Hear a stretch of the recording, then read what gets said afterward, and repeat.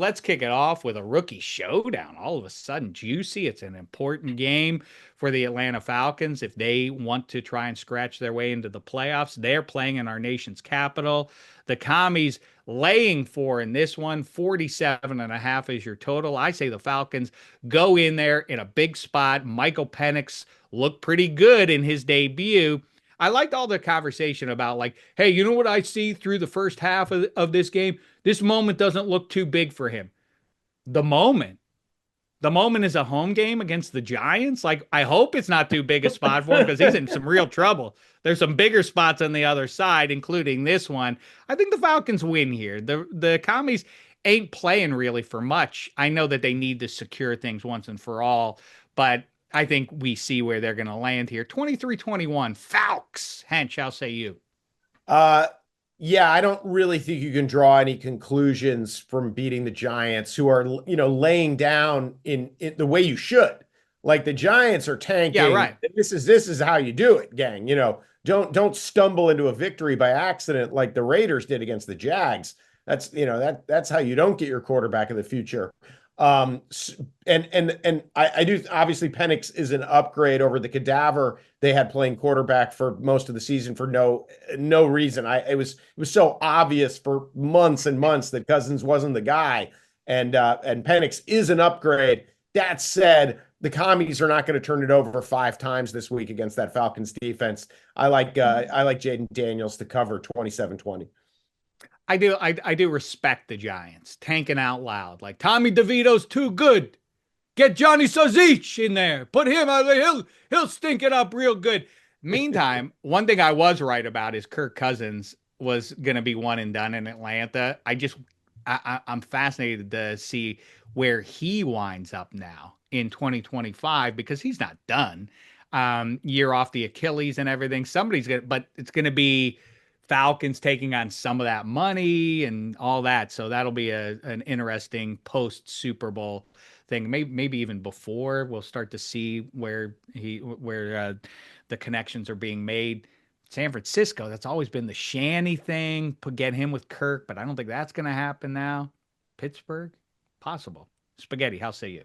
I mean, that was one of the best Sundays I've had in quite some time. Giants blowout loss and the Raiders beating the Jaguars, sole possession of the first overall pick. It was Good for fantastic. you.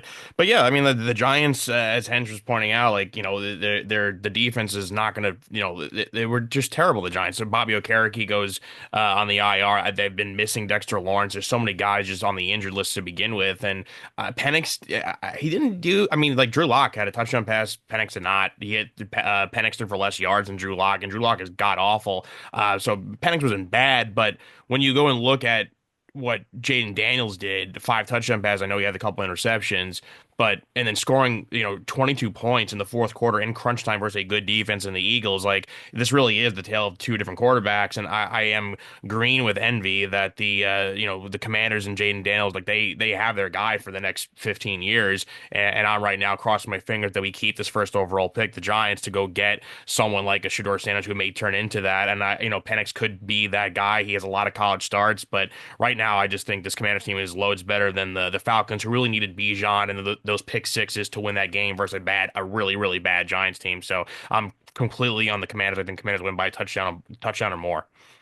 We'll have a lot of time to talk about it in the coming months, but I mean the quarterback league and draft and all of that and the free agency stuff. Sam Darnold, did the Giants make a play for Sam Darnold?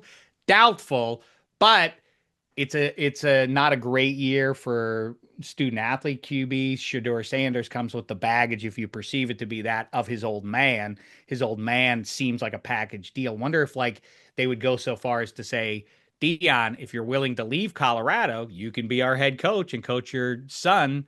That's a obviously compelling storyline. I don't know if that's a winning formula, but it's something that I don't think is insane as a possibility to happen. All right, moving on. Lions, Niners. For the majority of the season, at least, you thought this was going to be a massive game for the seedings. It kind of is for the Lions. It's meaningless to the Niners, as is the remainder of this season. Niners +3. That number's a little lower than I expected it to be. The total is 50.5. I think the Lions win it, but not by blowout. 28-24. Hench, how say you? It's funny. I for these as the lines have gotten really good, there've been these home road disparities where you're like, yes, on the fast track, they're unbeatable, but once you get them outdoors on the slower surface, they're average. And that, they looked so good against the Bears, just marching the ball up and down the field. I know it's the Bears, but that Goff throw to Jameson Williams was insane. It just, 57 yards in the air on the money. Thunder and lightning, they're not missing the thunder. Gibbs is elite. And I think by not sharing touches, people are realizing very quickly that the Lions have, the best running back this side of Saquon Barkley and Jahmyr Gibbs. I think they continue to roll against a Niners team, that is in complete disarray. And we talked about it a couple weeks ago. Kyle Shanahan's now had 4 losing seasons as a head coach. That's obviously 4 more than Mike Tomlin. That's more than Andy Reid. Think about how long Andy Reid's been doing it, and so I just think that some of that pixie dust is fading away, and we're getting a better look at Kyle Shanahan, and he takes another L. I like the Lions double digits, 30-17. Yeah, Lions want to lock up the 1 seat, so it makes all the sense in the world. And you are down on Shanny in a way that I don't know if anybody else is, including Niners fans. But I do think there's something to what you're saying now. The more I've heard you talk about this, and in fact, I was thinking about it with Brock Purdy. I don't think that they would let Purdy go to gamble on Kirk Cousins at this stage, but we know Shanny and Kirk have wanted to partner up for some time. It is interesting in the Mike McDaniel Tua sort of equation of it. Like, you positive, Shanny, you positive you want to be tied to Brock Purdy now because he's going to get the big boy deal now. You positive this is the way you want to go because that's 5 years, man, and that's your QB, and your fortunes are now tied to this guy. And are you positive, as you've seen less than ideal circumstances around this kid this season, you definitely want to do this for the next half decade? It's going to be interesting to see how that goes, right? Well, I mean, Cousins to me is just a non-starter. I I guess feel like you could get Darnold. it, You could do that. He just yeah. left there a I year mean, ago.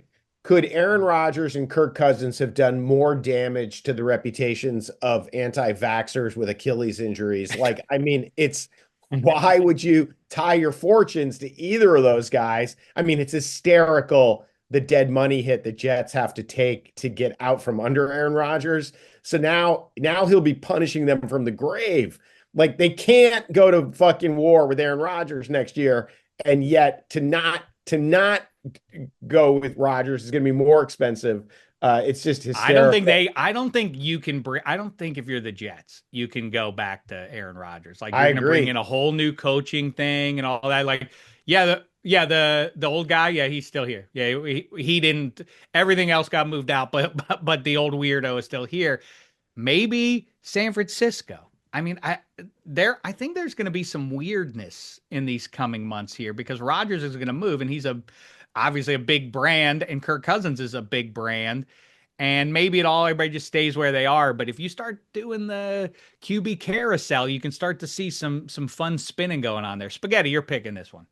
Yeah, I just have I mean, I'm taking the Lions here, and I would even tease it up more than the 3.5, whatever you see it at. I mean, just look at the Niners. Remove that Bears game where they scored a bunch of points, and like, because that's kind of the outlier lately. But like 17 points in a loss, 6 points in a loss, 10 points in a loss, 10 points in a loss, 17 points in a loss. The last time they scored 30 points in a win was way back before Halloween. Oh, by the way, the Detroit Lions are a top 10 scoring defense, and they're the number 1 scoring offense in the NFL. I just don't see a path of the Niners to score 30 plus points because I think that's what they're going to have to do to beat this Lions team, even with the injury to Montgomery. Plus, talking about injuries, the Niners are down Trent Williams, Garendo's all banged up. They're really, George Kittle, he's having a fantastic year. If they slow down Kittle, I just don't see them scoring more than 17 points or so versus this very, very good Lions team. So Lions, easy victory here. Yeah, it just feels like the Niners, like this, it's gotten to the point of embarrassment, and they want to try to put out a decent showing here as the season winds down. Cards, Rams, Los Angeles. All of a sudden, the Rams, Not a tremendous victory against the lowly Jets, but they did beat them by 10 points at the end of the day. Laying 6.5, 47.5 is the total. I say the Rams, who are playing for something, get it 30-22. Hench, how say you? Uh, I'm right there with you. You know, obviously Stafford and those receivers get the headlines, but man, 6 points allowed at San Francisco, 9 points allowed at the Jets. The Rams defense is Yeah. for real. And we've been talking about it for a month. That's a scary first round matchup. Watch out, NFC. That NFC Rams team North team, right? That's who's is going to get it, nice, right? and I like them to win easily in a Cardinals team that's been eliminated 27-17.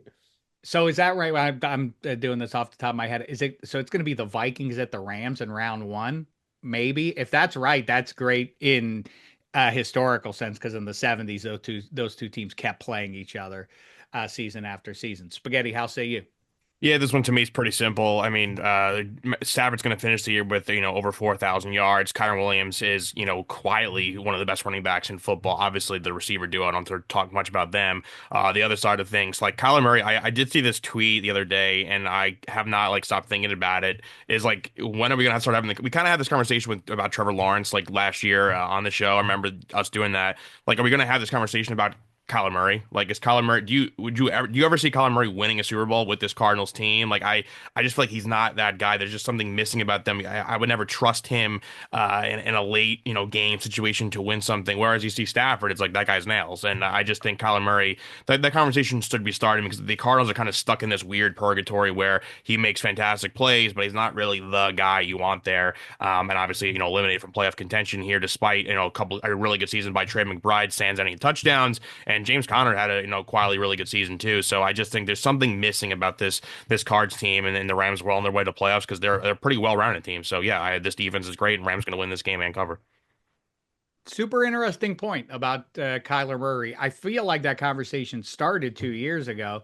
Then it stopped because he got hurt, and you're like, Injury, well, yeah. I'll give the guy the chance to come back. And then he looked good last at the back half of last year. He did look good, and then he looked good at the first half of this year. And Kevin Hench jumped on board, but I'm kind of with you there. And I do think your point about Kyron Williams. If we went out on the street and said and asked everybody like, who is uh Joe Mixon, people there you would get more correct responses from to that to Kyron Williams. He might be the most anonymous star in the NFL. I think I that's a good way of putting and it. I and Nobody I knows who Kyron Williams is. absolutely and I Average people don't know who that is. and I've been used to him being a Notre Dame running back, and he's everything you want. A running back obviously can run the ball, but he blocks like no other running back in football, and he can catch the ball. So he's a well-rounded back. I mean, he's fantastic. Irish, second biggest city in America. Nobody knows who he is. He It's plays in a small interesting. media market. That's why. Yeah, I guess that's probably true. This is kind of the who cares bowl, or what do you get out of this game exactly? Jets, Bills. Bills laying 9, total is 47. I'm not big on, as soon once you run into another big guy, there's the chance you might get hurt. But I'm also not an advocate of like, yeah, just sit them down for 3 weeks and get them nice and fresh. That's too long. I don't know what you're supposed to do if you're McDermott. Um, I would counsel the Jets. They wouldn't take my bet. They don't know what they're doing either. I guess the Bills win, but Jets ain't atrocious these days. They're kind of in these games. And again, the Bills ain't playing for anything. It's a tough call. I'm going to just let you make the call there, Hench. Go ahead. Yeah, I mean, this is a messy one. Obviously, the number's pretty big. So I think the Bills, I don't think they want to lay an egg like they almost did last week at home. I think they figure out a way to win this game, but it's pretty ugly, and they don't cover 23-20. Yeah, that's where I'm leaning to. Yeah, I'll take the Jets +9 here. Spaghetti. I have a Bills win. I have a Jets cover. Also, back to the, Hmm. the fantasy topic we were talking about before. This game probably has close to 10 guys that are probably going to be relevant in fantasy championships. So I think both quarterbacks, both running backs, a bunch of receivers in both teams, tight ends on the Bills.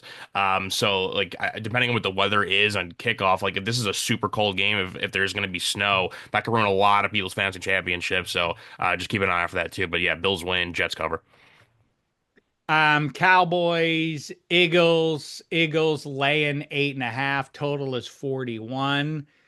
Think they would do well to not run Jalen Hurts out there. I think that the problem is for them is this jive of like people like, hey, Saquon really wants that record. Like Saquon, you're not really getting the record if you get it. So pipe down, man. Don't. And I think Saquon gets it enough to know that after his time with the Giants, personal accolades are meaningless anyway. Go chase a Super Bowl.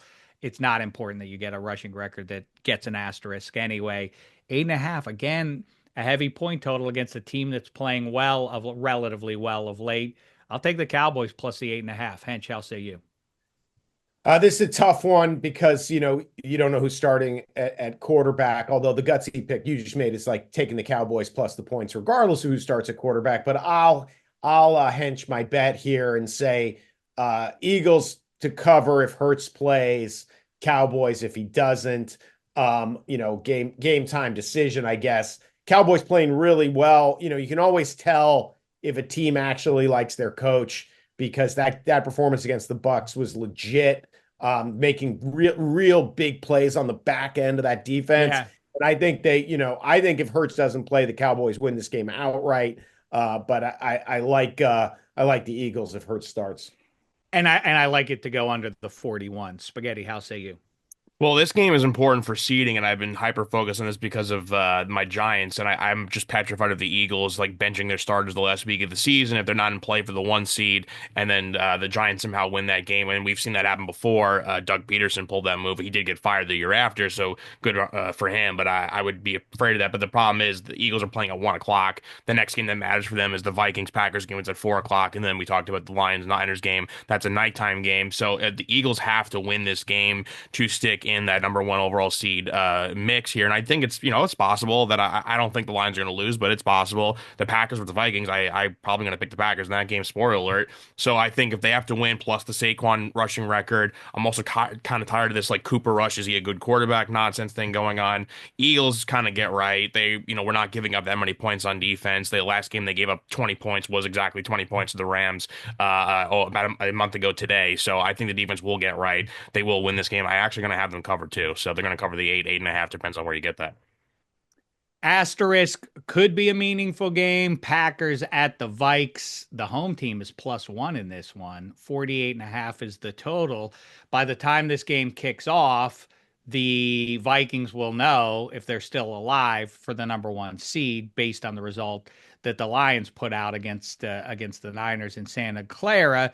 So obviously, I don't know if the number will swing off of the information from the Niners Lions game, but how into it the Vikes are, how important it is. And I'm not talking about, I said already, like how hard the players try. I just mean in terms of personnel choices, who you're running out there, how many snaps you're giving, those kind of coaching decisions.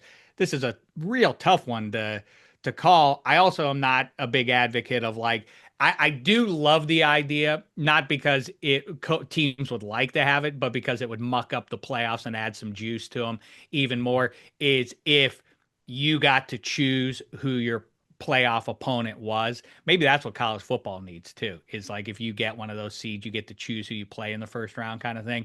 Oh, that'd be fun. Then the team knows you chose them. They're Oh pissed. yeah.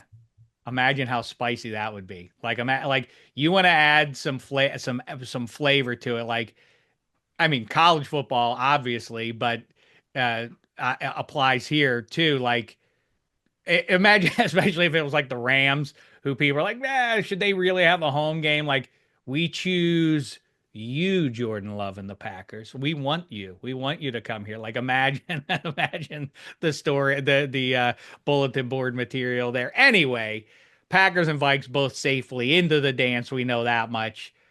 Home game, Packers playing well, but the Vikes are playing marvelous as well. I guess home game, give me the Vikes. I have no passion for this one because I don't know what either team will have to gain by the time this one kicks off. How say you? I just, in this, it's a sort of a matchup between the coach of the year and the coach of the last 5 years. I mean, I think both these guys, these might be the two best coaches in football. I mean, when you watched the way the Packers. I don't know. You ever watch when I was young watching NASCAR, you were like, oh, it's never the car in front that wins the race. It's always better to be drafting and then do your move.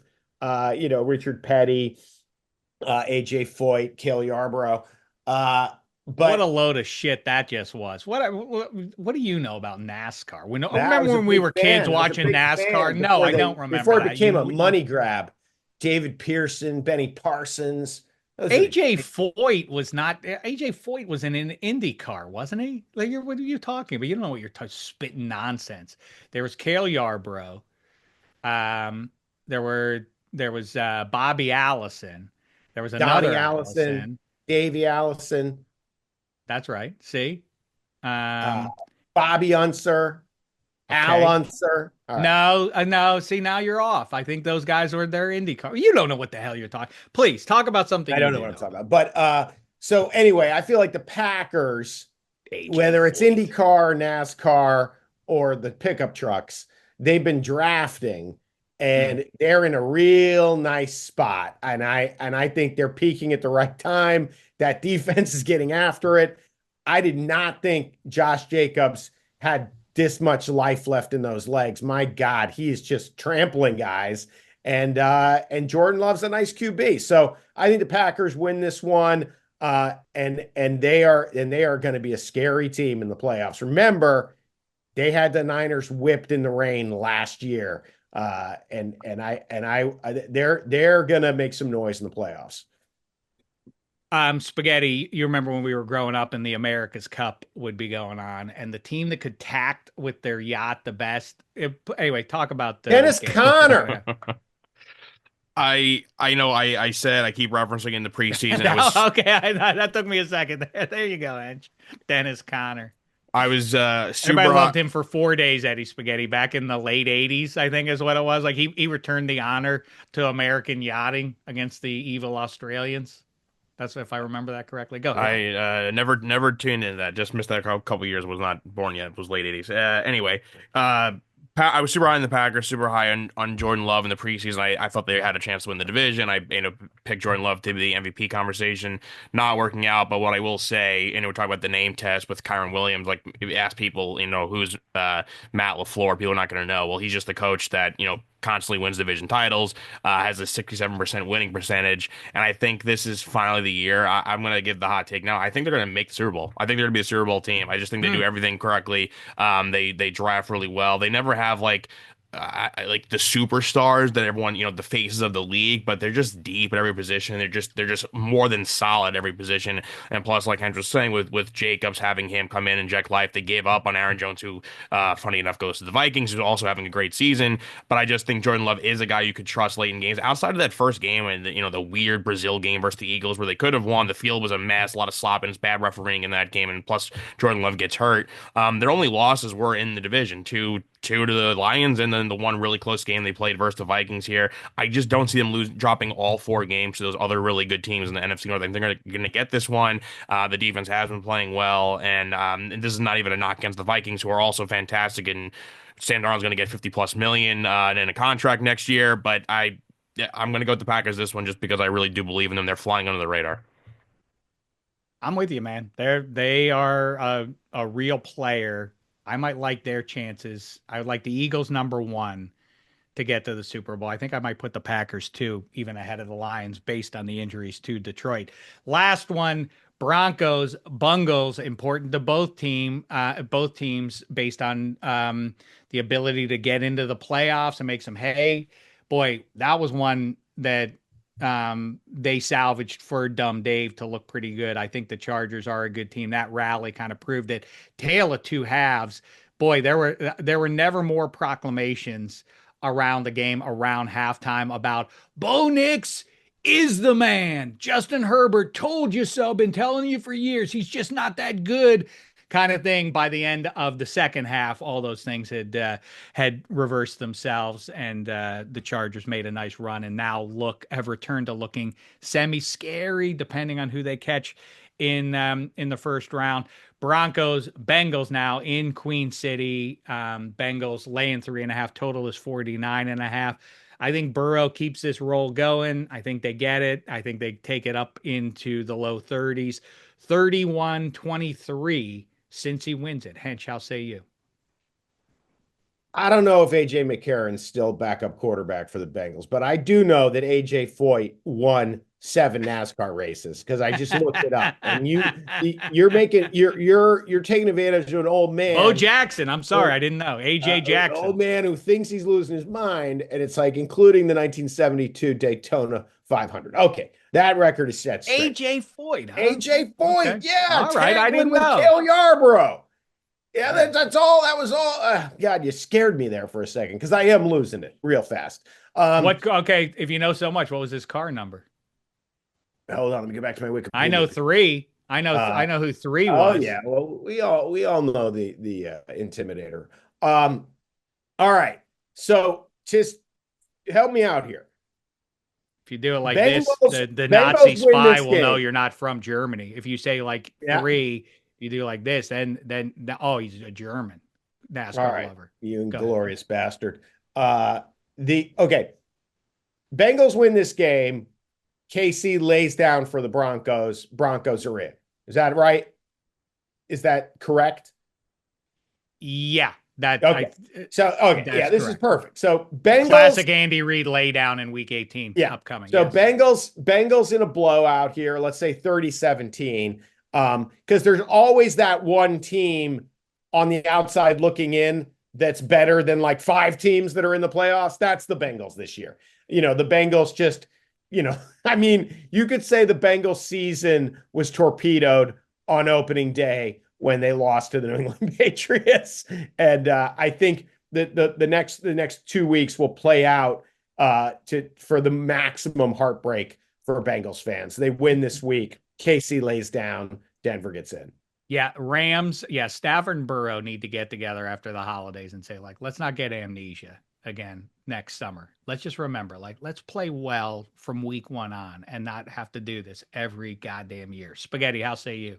I'm taking the Bengals in this one to win and to cover here. Obviously, with Joe Burrow leading the NFL in touchdowns and yards per game, he's also like top 3 in rating and completion percentage and all that. And then you look at the Broncos, like what's their deficiency? The Broncos' deficiency is their rushing attack. Javonte Williams, I mean, he's a leading rusher and he has less than 500 yards in the season. It's not the most potent offense. And if there were a potent offense, I may feel better about the Broncos because we know the Bengals give up a ton of points here, but I just think this offense is too good. And yes, the Broncos defense is great, but no one's been slowing down Jamar Chase. I'm not going to pick it in this game. And Joe Burrow's been fantastic. So I like them. I like them just simply because of their passing attack.